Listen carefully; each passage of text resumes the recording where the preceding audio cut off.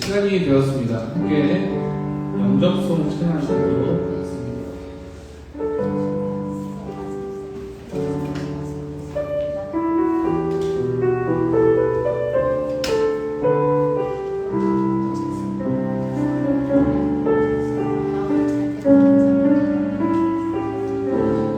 사랑해 예수님 나를 찾아오셔서 십자가로 계속하사 내 마음 두드리네. 오 사랑해 예수님 지금 내 마음을 엽니다. 내 안에 거하셔서 나의 생명 되소서. 사랑해 예수님 나를 찾아오셔서 십자가로 계속하사 내 마음을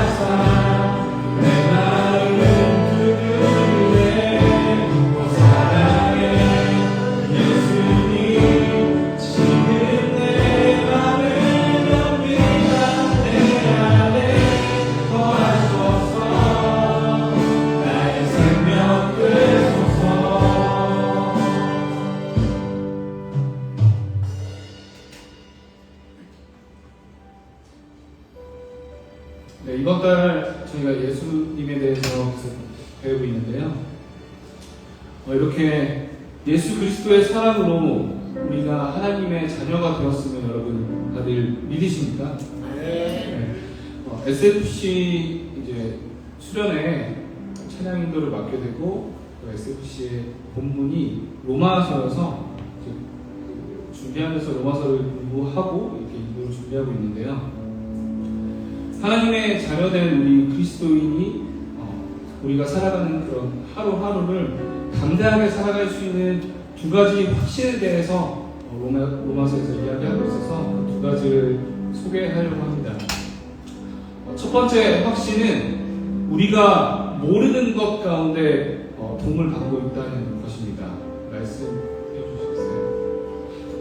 8장 26절 이렇게 있습니다. 이와 같이 성령도 우리의 연약함을 도우시나니 우리는 마땅히 기도할 바를 알지 못하나 오직 성령이 속은 한식으로 우리를 위하여 친히 간구하시느니라. 우리가 알지도 못하는 일들에 대해서 성령께서는 우리를 위해서 간구하여 주십니다. 두 번째 확신은 우리가 아는 모든 일에 대하여 하나님의 도움을 받고 있다는 것입니다. 로마서 8장 28절 읽겠습니다. 시작. 우리가 알거니와 하나님을 사랑하는 자, 또 그의 뜻대로 부르심을 입은 자들에게는 모든 것이 합력하여 선을 이루느니라. 그리고 잠언 16장 33절 함께 읽겠습니다. 시작. 죄인의 사랑의 포도나 모든 일을 여러분 모든 일에 우연이 없음을 믿으시죠? 우리에게 좋은 일 그리고 나쁜 일이라고 여겨지는 그 모든 일들이 하나님께서 사랑으로 우리를 선으로 인도하시고 그러고 계신 것을 믿어지면 우리에게 좋은 일이 나타났을 때 정말 진심으로 감사하게 되고 또 나쁜 일을 만났을 때는 근심을 없애줍니다. 우리가 지금까지 알고 또 모르는 일들 가운데 하나님의 도우심과 인도하심으로 여기 이 자리까지 왔음을 여러분 믿으십니까? 믿으시죠? 함께 고백하도록 하겠습니다.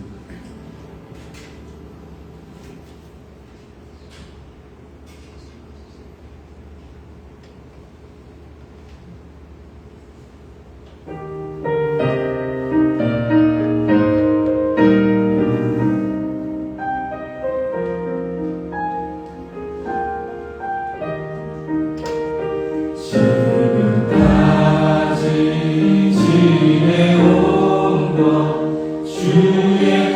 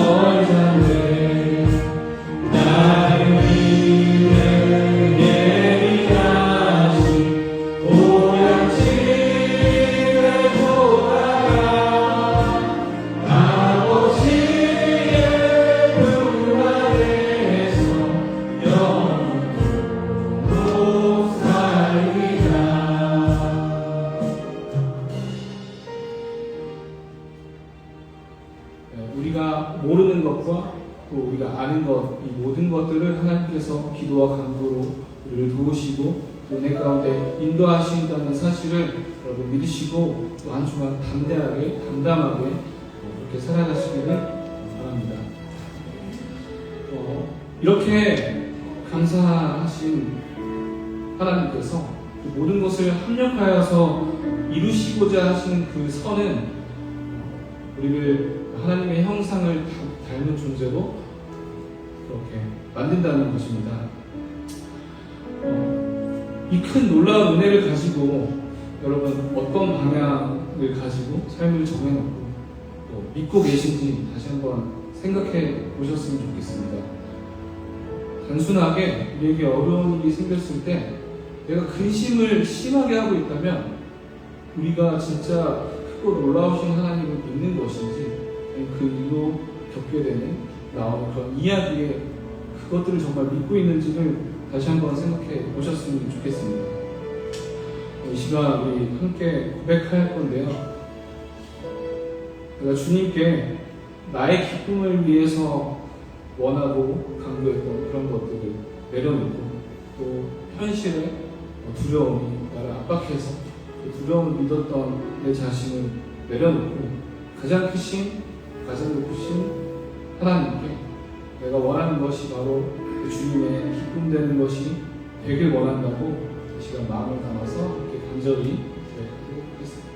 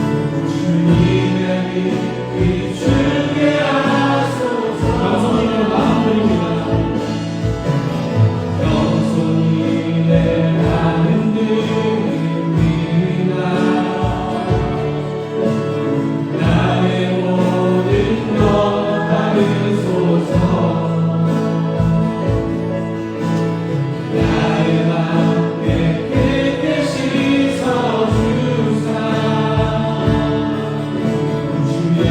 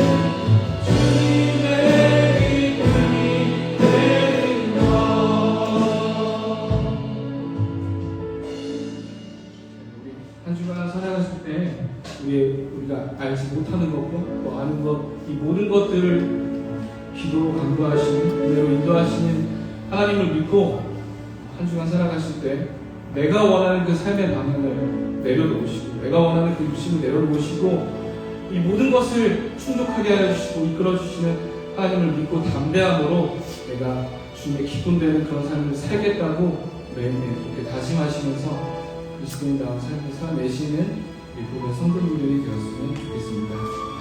묵상하시고 기도자 나오시기까지 기도하도록 하겠습니다.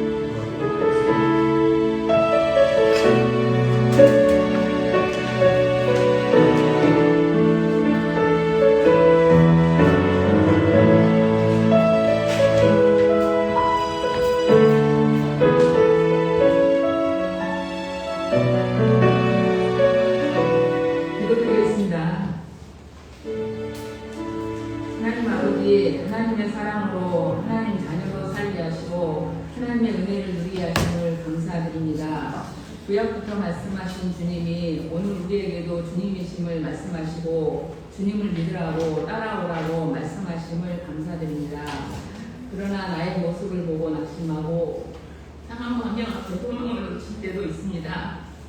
하나님 아버지, 우리는 하나님의 나라이오니 우리를 다스리시고 말씀하신 대로 예수님이 다 이루어주신 은혜를 믿어 믿음으로 주님 백성으로 강건하게 성장해 주시기를 기도합니다.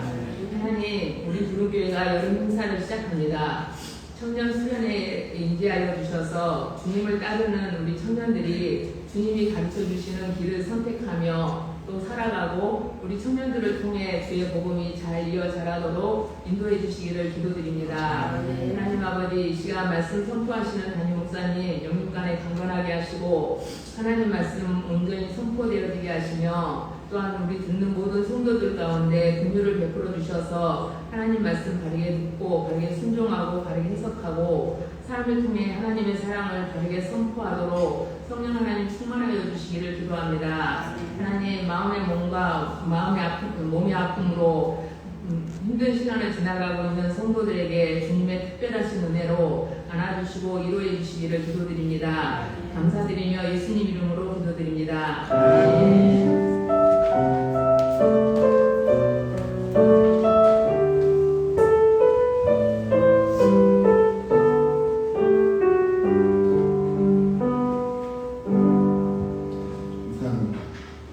우리 양옆에 제들과 인사하겠습니다. 잘 남으셨습니다.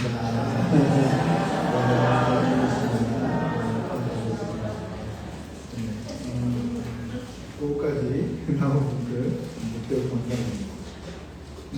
우리가 예수님이 성경에 약속된 주인공임을 증명받는 한 달을 보내고 있습니다. 그래서 지금까지 5개월간 구약의 내용들을 통해서 어느 방향으로 가고 있는지, 그리고 그 구약의 공들인 내용이 완벽하게 제가 한 20점을 목표점으로 달려온 거거든요. 이 본문이 굉장히 중요한 부분이에요. 그래서 주님께서 직접 하신 이야기 누가복음 24장 오전에 이어서 설교하겠습니다. 누가복음 제 성경으로는 신약 141페이지입니다. 예수님이 각각을 만나주셔서 예루살렘으로 제자들 다 모았어요. 이들은 다 실패를 경험한 사람들이에요. 배반했다가 모인 사람들입니다. 그들에게 하신 말씀 우리 36절부터 함께 44절부터 49절까지 시작. 또 이르시되 내가 너희와 함께 있을 때에 너희에게 말한 바 곧 모세의 율법과 선지자의 글과 시편의 나를 가리켜 기록된 모든 것이 이루어져야 하리라 하노니 이것이라 하시고 이에 그들의 마음을 열어 성경을 깨닫게 하시고 또 이르시되 이같이 그리스도가 고난을 받고 제3의 죽은 자 가운데서 살아날 것과 또 그의 이름으로 제사함을 맡게 하는 회개가 예루살렘에서 시작하여 모든 족속에게 전파될 것이 기록되었으니 너희는 이 모든 일의 증인이라. 볼지어다 내가 내 아버지께서 약속하신 것을 너희에게 보내리니 너희는 위로부터 성에 거하라 하시니라. 아멘. 주님께서 주님 십자가에서 돌아가시고 또 의리를 지킨 우리 그러니까 보면 이제 우리 여인들이 더 강하고 의리를 잘 지키는 것 같아요. 무덤까지 찾아온 그 여인들 덕분에 주님의 부활의 소문이 퍼지기 시작했죠. 그럼에도 불구하고 24장 전반부는 그 내용이에요. 부활을 경험한 여인들의 이야기. 네, 그런데 그거 듣고도 우리 오전 설교는 그거였죠. 엠마오로 가는 두 제자의 이야기. 아니 그렇게 소문을 들었으면 혹시나라도 남을만 하잖아요. 그런데 그가 기대했던 길과 이미 달라졌어요. 그러니까 참 이 점이 어려워요. 여러분 엠마오로 가는 두 제자는 주님과 함께 기적을 경험했고 오병이어를 경험했어요. 그리고 추억이 있단 말이죠. 주님의 능력을 봤어요. 그런데 주님이 죽으셨다고. 그리고 죽으시기 위해 부활할 거라는 얘기를 이미 다 하셨습니다.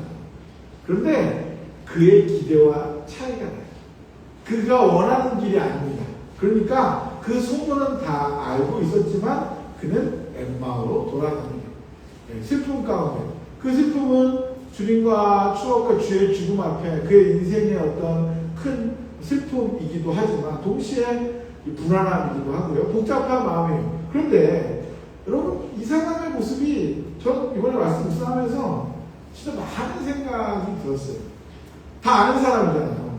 예수님이랑 이야기한 거 보면 예수님이 길 가다 묻잖아요. 어떻게 된 거냐고. 예수님을 못 알아보고 설명할 때 보면 다 알고 있어요. 그 내용을 다 알고 있어요. 그런데 그는 내려가고 있습니다. 알지만 내려가고 있어요. 왜요? 내가 원하는 길이 아니거든요.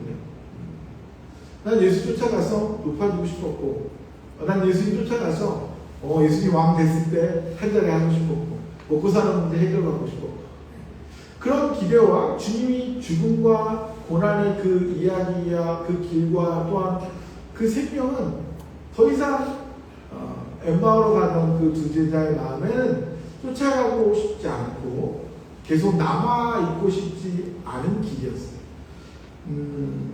소문을 듣고라도 혹시나 해서라도 남을만 하잖아요. 그런데 가차없이 아마 엠마오로 내려갑니다. 그게 우리의 수준입니다. 우리는 은혜 없이 쫓아갈 수도 없고요. 오랜 인내와 은혜의 결과로 우리는 오늘 교회가 된 줄 믿습니다. 너무 이게 남 얘기가 아니에요. 그런 생각을 해요. 성도지만 주님 따라오기가 힘들어서 자꾸 내려가려고 하는 뭐 저도 그런 모습도 있을 때가 있고 그래 그게 의지라는 생각이 듭니다. 하지만 따라오겠습니다. 주님은 포기를 모십니다. 죽기까지 살아가신 주님이 우리가 흔들린다고 넌 됐다 그러실 리가 없거든요. 주님 포기를 못합니다. 주님 찾아오시죠.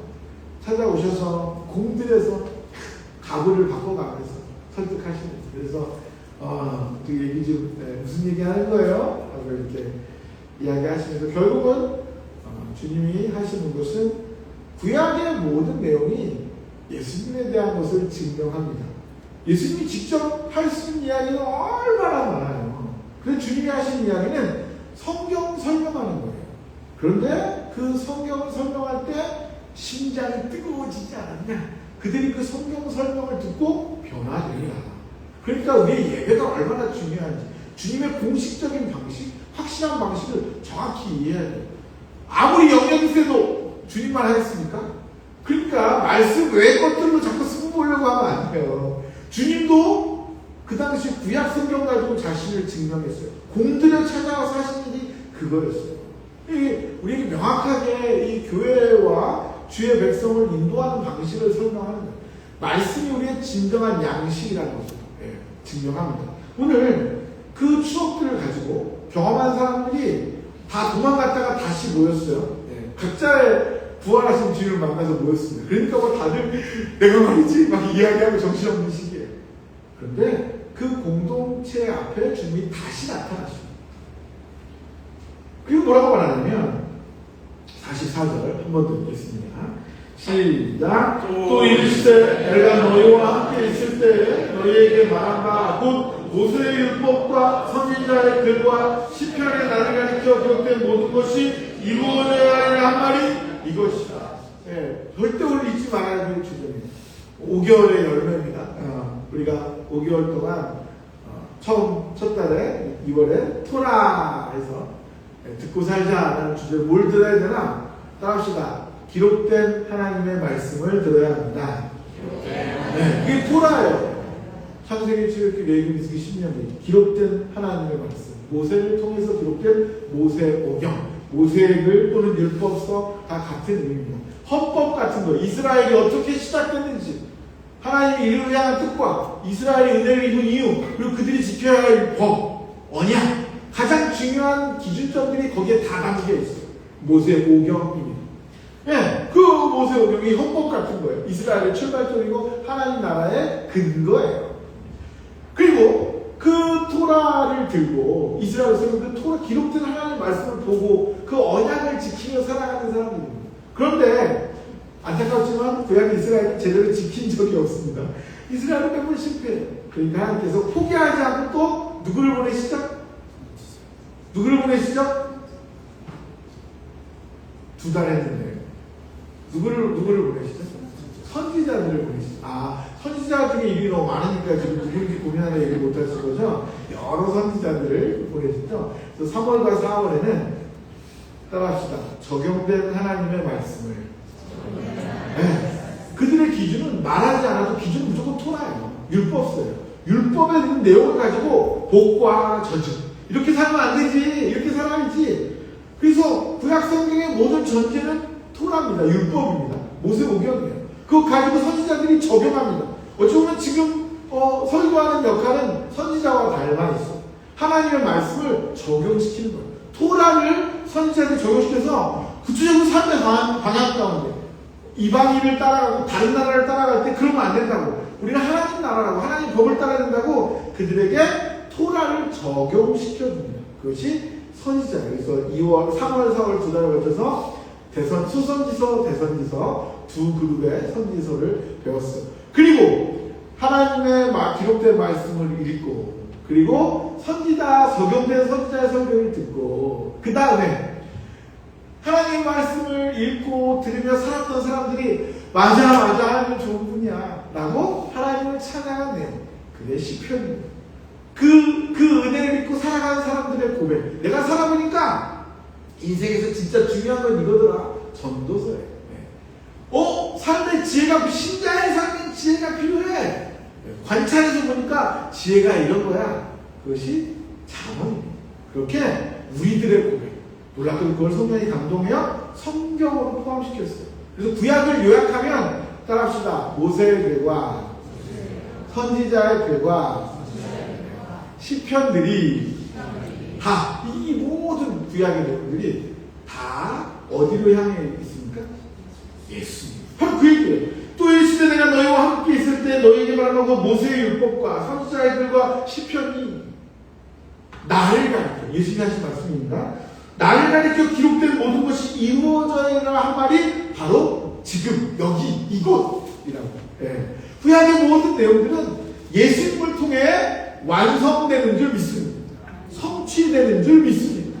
구약의 모든 상징. 그래서 구약 설교라고 자꾸 제가 시작 이야기를 해요. 왜냐하면 구약의 내용이 시작을 통해 성취되기 때문에 연결해서 분명히 구약에 왜냐하면 출애굽기 설교하면서 예수님의 죽으심을 말한다고. 그게 가능합니다. 왜냐하면 예수님이 그렇게 말했기 때문입니다. 구약이 성경이 된 이유는 예수님이 구약을 받았기 때문이에요. 예수님이 주인공이에요. 그 예수님이 구약을 받았어요. 구약의 내용이 나에 대한 내용. 그래서 구약이 성경인 겁니다. 사실은 구약은 히브리어로 되고 신약은 헬라어로 됐어요. 언어도 다릅니다. 시대도 다릅니다. 구약과 신약 사이에는 시간차가 있어요. 하지만 그것이 성경이 된 이유는 구약의 모든 약속이 예수님을 통해 성취되고 그 주인공이신 예수님이 구약이 나에 대한 말이라고 우리에게 알려줘 분명히 선언하셨기 때문에 구약은 성경인 것입니다. 이 구절은 너무너무 신학적으로도 중요한 구절이에요. 다시 한번 44절 읽겠습니다. 시작. 또 이르시되 내가 너희와 함께 있을 때 너희에게 말한 바 곧 모세의 율법과 선지자의 글과 시편에 나를 가리켜 기록된 모든 것이 이루어져야 하리라 말이 이것이라 하시고 45절 이에 그들의 마음이 열어 성경을 깨닫게 하시고 그래서 그 성경을 깨달아 주인공이 구약의 모든 내용의 성취가 예수님이구나. 예수님이 제자들과 함께 설교를 하면서 살아갈 때 한상순 설교할 때도 한상순 설교를 구약의 내용들을 해석하고 설교를 하니까 막 사람들이 와 은혜를 받습니다.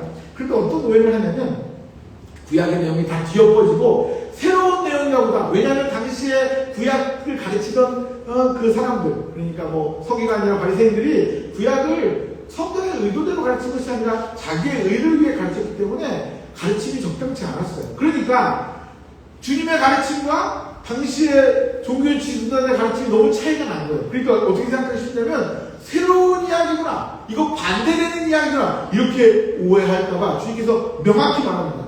내가 온 것은 구약을 엎으려고 폐하려고 온 거 아니다. 구약을 뭐하러 왔다? 완성. 지난주 주인공의 의도죠. 구약을 완성. 구약의 모든 율법의 의 주께서 다 채우셨어요.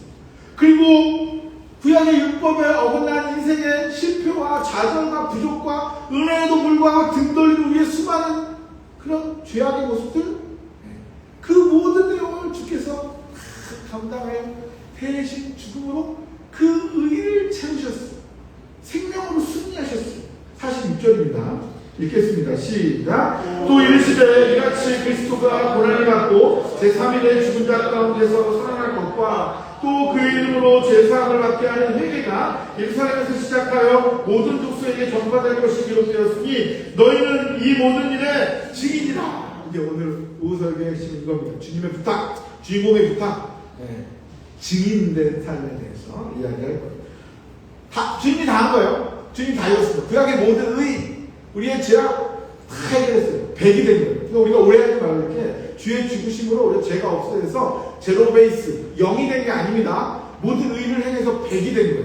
그 100이 된 내용으로 우리가 구원받은 겁니다. 내가 잘해서 구원받는 게 아니에요. 내가 죄가 해결되고 내가 그 다음부터 의를 행하니까 구원받는 그게 아니고 우리가 그 의에 도달할 수가 없어요. 그래서 주님께서 율법의 모든 의를 다 감당하시고 100을 만드신 거예요. 그 위에 안정감 가운데 구원은 선물 이미 받아서 구원을 사랑하는 사람이 교회가 된 거예요. 이건 어마어마한 기쁨이죠. 부모가 자녀를 사랑할 때 부족하고 넘어지고 실패하고 공부 못해도 사랑합니다. 말한 대로도 사랑해요. 자녀니까. 그죠? 사랑합니다. 또 기회 줍니다. 또 기대합니다. 자녀가 부모에게 자녀가 되기 위해서 노력하는 거 아니에요. 잘 기억하셔야 돼요. 내가 공부를 열심히 하면 엄마가 딸 사과 줄까? 내가 이번에 성적이 10등 올라가면 아빠가 나를 아들로 인정해 줄까? 그렇게 해서 하는 게 아니에요. 이미 그건 보장된 거죠. 자녀가 보장된 거예요. 우리가 하나님의 자녀라는 말의 의미를 기억하셔야 되는데 신분의 변화가 없다는 거예요. 그 우리가 쟁취할 수 있는 게 아니에요. 선물로 주신 거지. 그 안에, 그 위에 고마워서 열심히 사는 겁니다. 좋아서 열심히 하는 거예요. 또 기회 주시고 또 사랑하고 등 돌린다. 오늘 엠마오 가는 제가 찾아가서 말 붙이고 이야기하고 설득하시 우리의 죄악과 부족과 문제를 감당하셔서 대신 죽으시고 의로 다 치우셔서 승리하셔서 이미 자녀 사망 주신 줄 믿습니다. 그게 은혜입니다. 교회의 높이에요. 성도의 자랑은 그리스도의 은혜밖에 자랑할 것이 없는 이유는 우리가 노력해서 얻을 수 있는 주제가 아니에요. 자녀 되기 위해 쟁취하는 삶이 아니에요. 내가 이렇게 헌금 열심히 하면 더 자녀 되려나? 내가 이렇게 해서 내가 공사를 열심히 하면 그런 게 아니에요. 이미 가장 중요하고 존재와 관계는 다 받았어요. 주님이 다 해주셨어요. 그 은혜가 너무 커서 고마워서 완성된 그 의, 완성된 그 승리, 그리스도의 그 의와 승리가 자녀된 저와 여러분 우리 것이 된 줄 믿습니다. 아멘. 성령을 통해 연합하여 이것이 다 우리의 존재의 높이가 된 거예요. 그래서 성경은 우리에게 증인이 되라 라고 말하지 않고 너희 증인이다 이렇게 내가 행한 모든 일의 증인이다. 다시 읽어볼까요? 48절 읽겠습니다. 시작. 너희는 이 모든 일의 증인이다. 증인입니다. 부족하고 넘어져요. 오늘 엠마오 가는 제자처럼 모든 내용 다 알고요. 이미 경험됐어요. 다 내가 설명할 수도 있어요. 그리고 부활의 소식도 들었어요. 그런데 엠마오로 갑니다. 나의 욕망을 이기지 못한 거죠. 나의 기대와 다른 것을 받아들일 수가 없는 거예요. 그러니까 속상하지만 엠마오로 가는 겁니다. 나는 내게 갈래. 네. 그런 엠마오로 가는 제자를 주님 또 찾아가십니다. 그래서 증인됩니다. 그러니까 우리의 실패가 주의 증인됨에 방해되지 않아요. 우리의 성공이 주의 증인됨에 플러스 되는 건 아니에요. 부족하면 부족해서, 잘하면 잘해서 은혜의 크기가 우리를 채우시고 우리를 인도하시기에 우리는 이미 증인이 된 줄 믿습니다. 네, 이 약속을 믿으셔야 돼요. 우리는 절대 벗어날 수 없는 하나님의 자녀인 줄 믿습니다. 네, 벗어날 수 없는. 우리는 이래도 하나님의 자녀인가? 그래서 더 증인이 됩니다. 이 사람이 이렇게 변했어. 그래서 더 증인이 됩니다. 증인의 존재가 이미 얻어진 거예요. 그 감격과 감사함과 안정감 가운데 살아가는. 그런데 이제 해결을 보면 증인이 됐는데, 네. 49절 읽겠습니다. 49절 시작. 볼지어다 내가 내 아버지께서 약속하신 것을 너에게 보내리니 너희는 위로부터 지금 운명으로 이까지 이 성을 머물라. 네. 그런데 주께 이어진 명령이 성령을, 우리 이제 사도행전을 알고 있으니까 성령을 기다려라 하는 그 시대의 몫이 있어요. 그 상황이 있어요. 그들이 성령을 기다려야 하는 그 자리, 약속이 주어집니다. 그리고 그 약속이 주어지고 나서 주님은 승천하십니다. 50절부터 53절까지 읽겠습니다. 시작. 예수께서 그들을 데리고 베다니 앞까지 나가서 손을 들어 그들에게 축복하시더니 축복하실 때 그들을 떠나 하늘로 올려주시니 그들이 그에게 경배하고 큰 기쁨으로 예루살렘에 돌아가 늘 성전에서 하나님을 찬송합니다. 놀라운 일은 주님께서 기다리라고 하고 아니면 올라가십니다. 예수님이 더 이상 내 옆에 없어요. 제자들이 이 두 개를 제가 대조하려고 해요. 엠마오로 가는 두 제자, 모든 이야기를 알았지만 내 기대와 달라서 결국 떠나던 그 제자 이야기. 그런데 그 제자가 슬픔 가운데 떠났던 제자가 예루살렘에 올라와 지금 기뻐하고 있습니다. 환경의 차이가 있나? 없습니다. 잘 기억하세요. 그들이 지금도 눈에 안 보여요. 주님 승천하셨어요. 그런데 그들이 그에게 경배하고 큰 기쁨으로 예루살렘으로 돌아가. 그의 가던 길을 포기했어요. 나 엠마오로 가서 다시 잘 먹고 잘 살아야지. 근데 그 길 되돌려 포기했어요. 주님이 여전히 눈에 보이지 않아요. 그 길 포기했어요. 그런데 늘 성전에서 하나님을 찬송합니다. 큰 기쁨으로 예루살렘으로 돌아가. 억지가 아니에요. 기뻐하면서 예루살렘으로 돌아와 찬양합니다. 이 차이는 무엇이냐? 성도 여러분, 우리의 인생길에서 주님께서 증명하신 모세의 글과 선지자의 글과 시편이 나에 대해서 주님이 약속된 메시아이고 이것이 확인되고 성경을 통해 증명될 때 주님이 하신 일과 주님의 약속이 실제임을 성경을 통해 확인받을 때 이 언약 갱신의 예배죠. 그 확인을 통해서 놀랍게도 말씀이 실제로 우리에게 양식이 됩니다. 우리의 존재의 크기를 확인하게 되고요. 진짜 구원을 살아갈 때 말씀을 만나고 나니 여전히 주님은 보이지 않고 분명히 안녕하고 올라가셨어요. 그런데 그들이 기뻐합니다. 슬퍼했던 그들, 흩어져서 내려갔던 그들이 기뻐하며 올라가 하나님을 찬양합니다. 그래서 오늘 지금 여기 모여있는 저와 여러분에게도 하나님의 은혜의 말씀이 성령의 조명을 통해 그리스도가 어떤 일을 하셨는지 누구신지를 깨달아야 돼요. 성령을 통해 그분이 하신 모든 일이 나의 것이 되기, 우리의 존재가 선물로 은혜로 환경이 하나도 변화가 없어도 주의 크신 사랑 앞에 지금도 살아계셔서 약속대로 임재하시고 이루신 그 은혜로 말미암아 기뻐할 수 있는 줄 믿습니다. 기쁜 인생을 살아가는 거예요. 새 언약의 백성들은 적극적입니다. 달려갑니다. 좋아서 하는 겁니다. 기뻐서. 왜냐하면 그 증인된 사람이 억지나 불안하나 두려움이 아니에요. 말씀으로 내 양식을 채우니 내 존재의 크기가 주께서 하신 모든 일이 내 삶의 근거가 될 때 우리는 갚을 수 없는 은혜 앞에 달려가고 싶어집니다. 찬양이 기뻐집니다. 모이는 일이 행복합니다. 설레게 돼요. 기대하게 돼요. 그런 표정으로 설교를 들어주시기를 진심으로 축원합니다. 아 정말이에요. 정말이에요. 성경을 읽을 때 주님 환경의 변화 중요하죠. 그런데 오늘 이 사람들에게 환경의 변화가 있냐고요? 아니에요. 완전 반대의 정서를 가지고 있어요. 슬퍼하며 내려가는 사람이 기뻐하며 올라가십니다. 왜냐하면 말씀하신 주님이 말씀대로 지금도 살아계시고 일하시기 때문에 여러분 잊지 마세요. 주님 살아계십니다. 그리고 그 주님의 약속을 마땅한 은혜 앞에 반응하여 믿고 나 증인 맞아요 라고 부족하면 부족한데 우리의 몫을 살아낼 때 우리에게 놀라운 성령 충만한 정서가 기쁨으로 가득할 줄 믿습니다. 이게 신자의 특이에요. 이게 즐거워서 하는 거고 좋아서 하는 거예요. 제가 억지로 여기 왔습니까? 정말 너무너무 좋아요.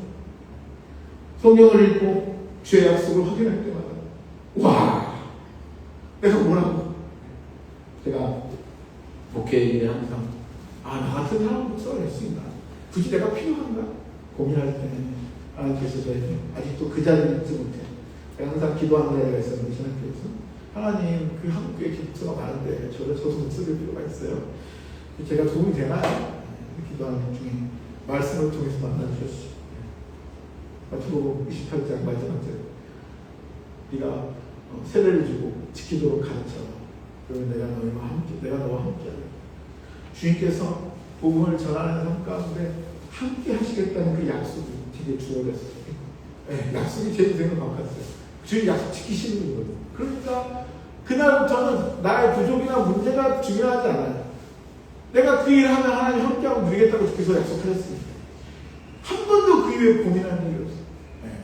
제가 여전히 부족합니다. 여전히 게으르고요. 여전히 실수가 많아요. 하지만 이 길에 고민은 없어요. 왜냐하면 주께서 약속하시고 약속한 대로 함께 하셨고 지금까지 함께 하신 하나님이 또 앞으로도 함께 하실 것이기에 매일매일 너무 흥미진진해요. 어려움이 없는 건 아닙니다. 다 이해되는 거 아니에요. 고통과 고난과 슬퍼함이 있습니다. 하지만 비교할 수 없는 살아계신 하나님 죽은 영혼을 살리는 그 세례를 주고 그들을 세신자를 만나고 복음을 전하고 가르칩니다. 세가 독반을 하면서 그때 우리는 주의 약속이 진짜구나. 주님이 살아계시고 지금 믿지 않던 사람들이 이야기를 하면서 성경을 봐드리게 되고 눈물을 흘리고 그의 정서가 바뀝니다. 엄마 같은 사람이 기뻐합니다. 제 이야기를 듣고 아니죠. 하나님의 약속이 하나님 살아계셔서 저를 붙들고 일하시니까 그 일이 정말 구현된다는 거예요. 어마어마한 기쁨이에요. 사람이 인격이 습관 하나 못 바꾸는 사람이 존재가 바뀐다고, 태도가 바뀐다고, 표정이 바뀐다고, 바라보는 눈빛이 바뀌어요. 너무 흥미진진하죠. 주님 약속을 지키시는 분, 살아계시고 지금도 그렇게 구원하기를 기뻐하시는 줄 믿습니다. 그 증인의 삶이에요. 부족하면 부족한 대로, 좋으면 좋은 대로, 힘들면 힘든 대로 우리의 몫에 최선을 다해 하나님 그 삶을 통해서 부족하면 은혜로 채우시고 잘하면 또 지지하시면서 주님의 그 은혜 대신 죽으시고 의를 행하신 그 의도를 우리의 존재로 담아내신다고. 우리 인생 전체로 드러내신다고. 연약해도 괜찮아요. 부족해도 괜찮아요. 쓰러져도 괜찮아요. 우리의 부족까지도 다 하나님 섭리하십니다. 적어도 내려가지 마시고 말씀의 자리로 달려오시고 계속해서 언약의 갱신을 통해서 예배마다 주의 약속을 확인받아 우리의 존재의 높이를 깨달아 그 영광스러운 주인된 삶으로 기뻐하며 살아가시길 축원합니다. 그게 구원을 살아가는 겁니다. 구원을 살아가는 겁니다. 다시 한번 50절부터 53절까지 읽겠습니다. 50절부터 53절 시작. 예수께서 그들을 데리고 베다니아까지 나가서 손을 들어 그들에게 축복하시더니 축복하실 때 그들을 떠나 하늘에 올려주시니 그들이 되게 경배하고 큰 기쁨으로 예루살렘에 돌아가 늘 성전에서 하나님을 찬송합니다. 너무 누가복음의 마지막 장면이 찔합니다. 읽으면서 야 누가 이렇게 막 어제까지 금요일날 새벽이 사도행전 새벽에는 당회전들 하잖아요. 사도행전 140번째였어요. 마지막 사도행전 마지막 장. 누가복음과 사도행전은 서로 연결되는 책입니다. 시즌 1, 시즌 2인데 사도행전 마지막 장면을 설계했어요. 그러면서 마지막 장면도 하나님 나라를 선포하며 기쁨으로 끝내요. 바울이 반대편 끝에 있던 바울이 복음으로 변화되어서 하나님을 찬양하고 복음을 전하는 걸로 사도행전이 끝나거든요. 시즌 1인 누가복음의 끝도 찬양이고요. 그리고 시즌 2인 사도행전의 끝도 반대편 끝에 있던 사람이 복음에 매료되어서 하나님을 찬양하고 복음을 전하는 것으로 하나님 나라를 전하는 것으로 이야기가 마무리됩니다. 그리고 그 증인된 존재를 통해 정말 우리가 얼마나 부족한지 알잖아요.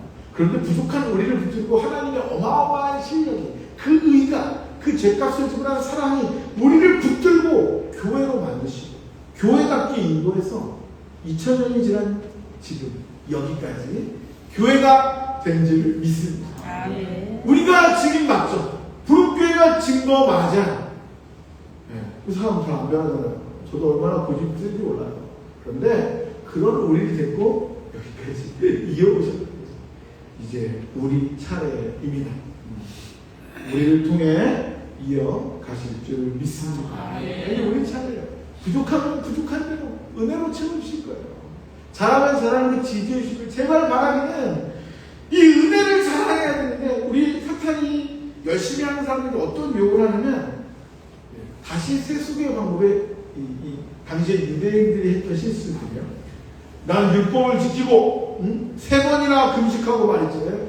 쟤네는 말이야 헌금도 안 하고 예배도 안 드리고 그렇게 구약의 율법의 의도가 결국 방향을 알려주고 우리의 연약함을 확인하여 주님으로 채우게 하는 것인데 나는 율법을 지킨다고 오해하고 율법을 붙들고 흔들어내는 거예요.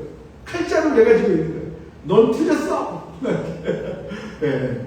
주님께서 열받아가지고 너도 천국에 못 들어가고 천국에 들어가는 사람도 못 들어가게 하네? 회칠한 무덤이다. 겉은 아주 이쁘게 해칠했어요. 근데 속은 썩어 가는 무덤. 그러니까 이 유혹이 우리에게 나는 평생의 싸움인데 이제 은혜로 시작했어요. 그런데 자꾸 이 인간의 죄의 특성상 사탄이 공격하는 방식, 열심히 하는 사람들에게 하는 방식이에요. 그러면 야, 너 이렇게 열심히 하는데 제발 제 엉망이네. 저 사람 형편없는데 내 의가 드러나기 시작합니다. 하나님의 은혜에 고마워서 갚을 수 없는 은혜의 높이 안에 받은 구원을 다시 율법으로 바꾸는 미혹들이 우리에게 주어집니다. 이게 평생의 싸움이에요. 내가 그래도 이 정도 했는데 내가 얼마나 헌신했는데 박수 받는 거 높아지는 거 이거 세상에 보면 똑같잖아요. 세상은 기브 앤 테이크.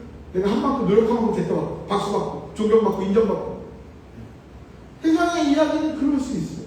하지만 구원은 그럴 수 없어요. 문제는 우리가 이미 주님 등에 칼을 꽂은 사람들이에요. 죄로 인하여 망가진 사람들. 그걸 되돌릴 방법이 없어요. 죄인은 죄인이 아니라고 말합니다. 나 정도면 괜찮아. 그래서 죄인임을 깨닫게 되는 것이 사실 은혜의 시작이거든요. 그 일을 다 주님이 하신 거예요. 죄를 해결하시고 의로 덮으셔서 그걸 선물로 주므로 우리가 다시 태어나 내가 죄인임을 깨달아 은혜를 바라보게 되는 거예요. 나를 바라보면 또 넘어집니다. 은혜를 바라보는 거예요. 내 자신을 바라보면 내 자신을 바라보면 안 돼요. 내 안에 계신 주님과 약속을 바라보는 거예요. 뭐 세상의 심리학이나 이런 거 보면 내 자신을 바라보고 나를 믿고 택도 없는 소리. 나 믿으면 안 돼요. 내 안에 계신 주님과 성경을 믿는 거예요. 성경을. 이 약속을 믿는 거예요. 이 약속하신 하나님이 우리와 그렇게 함께 하십니다. 그런데 세상의 일반적인 방식으로 이제 본전 생활을 하는 거죠. 얘기하는 나랑 마음 맞는 사람 모아가지고 역시 내 라인 힘 자랑하려고. 이러면 교회가 어지러워지기 시작합니다. 주여 뜻과 충돌되고 내 의를 세우기 시작합니다. 내가 얼마나 열심히 했는데 율법을 들고 흔든 당시이기 때문에 내가 율법을 휘두르는 다 죽었어. 나만 똑똑하고 나만 옳고 내가 제일 빛나고 날 박수하겠습니다. 여러분 열심히 하는 것 같아 보이지만 이것이 주님의 은혜와 충돌하는 거예요. 교회는 그 누구도 주의 은혜보다 앞서면 안 됩니다. 이 복음이 주님이 대신 죽으시고 의를 행하신 그 어마어마한 구원의 높이, 감히 우리가 쟁취하거나 비할 수 없는, 주님도 우리가 쟁취할 수 없기에 선물로 주셨다고요. 자기 독생자를 죽여서 준 선물이에요. 그럼 우리가 무슨 수로 쟁취합니까? 근데 마치 쟁취한 것처럼 뻣뻣하면 안 돼요. 그 높이 위에 우리가 구원을 삼아 그저 감사하고 고맙고 갚을 수 없는 은혜 앞에 열심히 하면서도 즐겁고, 그래서 신앙이 바른 삶은 부자금이 없어요. 비교가 없기 때문에 고마워서 열심히 하는 거니까 그 고마움의 크기를 깨달을 만큼 더욱 열심히 하게 되고 기뻐하게 됩니다. 달려가게 됩니다. 그런데 그 은혜보다 내 열심이 중요해지는 순간 그때부터 비교하기 시작합니다. 나의 이름이 중요해져요. 그만큼 주님은 약화되는 거죠. 이러면 열심히 한 만큼 교회를 어지럽히게 돼요. 이건 우리의 평생의 싸움. 성도 여러분, 그렇게 되면 따라합시다. 기쁨을 잃어버립니다. 기쁨을 잃어버려요. 흔들리지 않는 은혜 위에 있을 때 우리는 계속 기뻐할 수 있는데, 나를 근거 삼으면 내가 잘할 때는 역시 내가 넘어지잖아요. 열등감에 빠집니다. 우월과 열등 사이에 있어요. 판단자의 평가자의 자리에 있고요. 내가 잘나면 못할 때 나보다 강한 사람 앞에서 꼬리를 내립니다. 은혜 앞에는 그 누구도 들 수가 없는데 모두 다 평등한데 은혜 안에 하나인데 거기에 내가 뭘 잘난 척하고 뭘 드러내려고 하다 보니까 서열이 생기고요. 그러면 나보다 잘난 사람 앞에서는 꼬리를 내립니다. 열등감이 아니고 그게 끝이 아니야. 미움이 생깁니다. 지가 잘났으면 얼마나 잘났나. 자기 수준만큼 바랍니다. 또 잘 보려고 이렇게 하니까 복잡해지는 거예요. 즐거움이 있어요. 그리고 교회는 주님이 만드셨고 그 어떤 권위도 주님, 그 주님의 살아계신 주님의 객관적인 말씀, 그 머리 대신 주의 뜻에 따라서 교회는 하나 되어서 그 길로만 달려가 기뻐하는 공동체 되기를 진심으로 축원합니다. 교역 나눔이 잘난 척의 시간이 되면 제 기쁨이 사라집니다. 도리어 내가 오늘 잘나서 박수 받는 것 같은데 아니에요. 그 구원의 그 은혜의 크기와 비교할 수 없기 때문에 우리의 세속적인 그런 기준과 그런 거는 정말 찰나예요. 찰나. 그리고 우리가 우월과 열등은 종이 한 장 차이예요. 잘난 척 하잖아요? 그럼 나보다 잘난 사람 있으면 내가 꼬리 내리고 미워하게 된다니까요. 그래서 아예 그건 기준이 아니고 은혜만이 기준이 돼요. 은혜 위에 살아가는 거예요. 그리고 나머지 모든 내용은 감사의 조건이 있는 거예요. 그러면 부자금이 없어요. 네. 주인공의 부탁, 너희 증인이다. 시간이 다 됐는데 한 가지 더 해야 돼요. 제가 짧게 5분 안에 마치겠습니다. 그만할까요? 오명수 기사님 그만할까요? 오명수 기사님 그만할까요? 저요 오명수 기사님께 더 하는 겁니다. 오명수 기사님이 밝게 웃으면서 저를 가르쳐주셨어요. 하나만 더. 당시에 그 사람들은 주님이 그러니까 메시아가 오면 여호와의 날이 오면 끝 디데이가 한다고 생각했어요. 근데 주님께서 주님 승천하실 때 사람들이 묻거든요. 사도행전 보면 이때가 그때예요. 무습니다. 이날이 그날이에요. 주님 오시면 모든 악이 전복되고 그러니까 메시아가 오면 이스라엘이 다시 힘세게지는 하루라고 생각했어요. 그날 디데이. 그런데 주님 오시면서 분명히 말합니다. 하루가 아니라 존재고 시작되고 끝이 있습니다. 그 내용은 이제 올해부터 내년부터 배우려는 내년에 하나님 나라를 생각할 텐데. 네, 그런데 그러니까 예상치 못한 상황이 주님이 오셨으니 다 끝나고 이제 완성이라고 생각했는데 완성은 맞는데 주님께서 부탁하십니다. 아직 끝이 더 있다. 다시 오실 것이요. 주님께서 완성하기 전까지 이미 주님께서 구원을 시작했으나 끝이 아니고 완성의 기간이 남아있다. 이것이 오늘 우리의 시간이에요. 증인된 저와 여러분이 주님이 하시던 일, 주님이 완성하여서 이제는 마지막 종말의 때 그 모든 것이 끝나는 날 그 사이에 그 종말이죠. 살아가는 교회, 저와 여러분의 사명은 오늘 이 땅에서 끝이 있음을 드러내는 주님 다시 오실 때까지 주님이 하시던 그 일을 전하는 증인의 삶이 주께서 우리에게 부탁한 사명인 줄 믿습니다. 그 사명을 감당할 때 여러분 반드시 기쁨이 있습니다. 하나님 지지하시고 그리고 주님과의 추억이 쌓입니다. 주의 약속대로 순종할 때 주님이 살아계심을 경험하게 됩니다.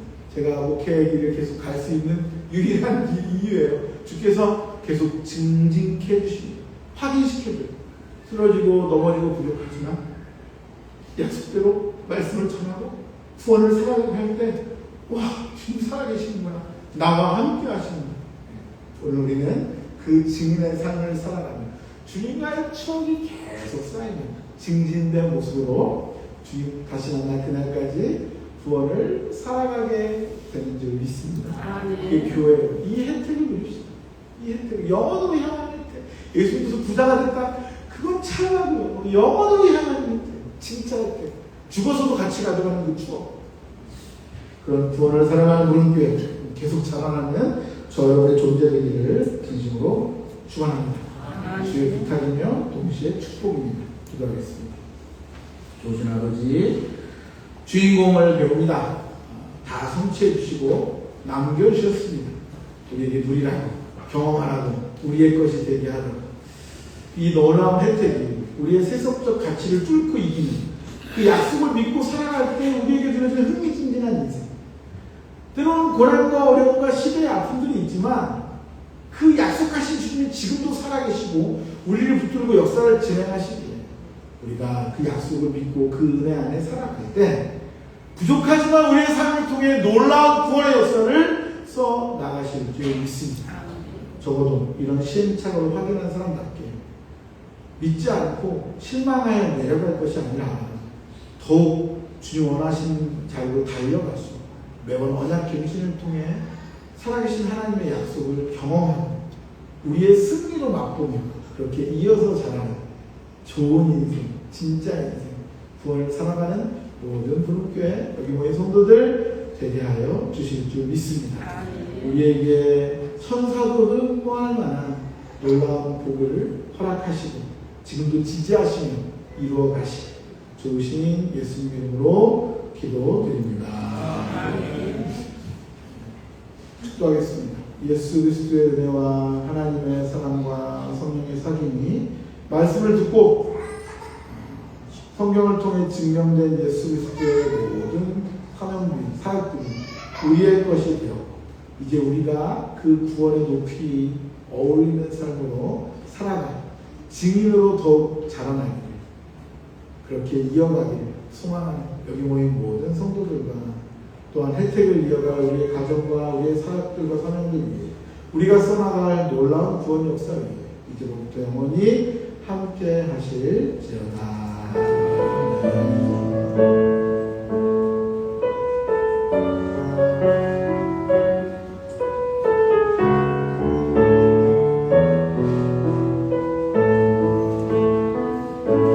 우리 인사 잠깐 하겠습니다. 우리 교회에서 틈틈이 와서 예배드리던 진영 목사님이 다음 주부터 서초동 교회 사역자로 가게 됐어요. 우리 박수로 한번 경례하겠습니다. 우리 삼남매 아이들이 가서 좀 아쉽긴 한데 애들은 놓고 갔으면 좋겠는데 너무 축복하고요. 너무 좋은 교회여서 기쁩니다. 그리고 인도네시아에서 사역하던 저랑 아주 친한 우리 목회자 부부가 오늘 한국에 잠깐 와서 예배드리러 와줬어요. 우리 이용정 목사님 보고 박수로 한번 인사해 주세요. 찾아와주셔서 감사합니다. 더 축복하시고 기도하시고 또 앞으로 교제하면 좋겠습니다. 요사하면 인사하겠습니다. 한 주도 증인으로 섭시다.